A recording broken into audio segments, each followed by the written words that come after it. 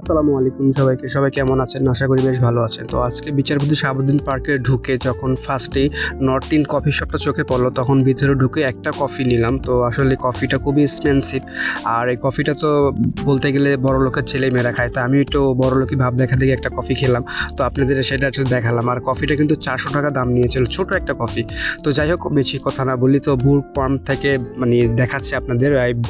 এই পার্কের ভিতরে সবচেয়ে উল্লেখযোগ্য কি জানেন? এই ভিতরে একটা লাইব্রেরি আছে সুন্দর, যেটা আসলে বই প্রেমিক বা যারা বই পড়তে ভালোবাসেন তারা অবশ্যই গিয়ে একবার হলো দেখতে পারেন। আর এই জায়গাটা কিন্তু সবচেয়ে উল্লেখযোগ্য, এটা হচ্ছে লেক চত্বর বলে, গুলশান পার্কের ভিতরেই।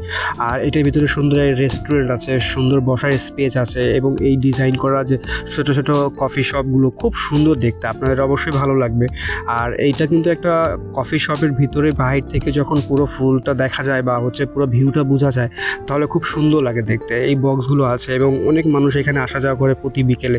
আর এখানকার আসলে লোকজন কিন্তু বড় লোকের ছেলেমেয়েরাই আসে বিশেষ করে। তো আপনারা বিকেলে গেলে হয়তো বা দেখবেন তাদের খুব সুন্দর একটা পরিবেশ এবং খুব ভালো লাগবে আপনাদের। ঢাকা শহরের ব্যস্ত নগরীতে, এই ব্যস্ত যানজটের শহরে যে এরকম একটা সুন্দর ফাঁকা জায়গা আছে, সেটা আজকে দেখালাম। তো আপনাদের কাছে ভিডিওটা কেমন লাগলো অবশ্যই কমেন্টে জানান।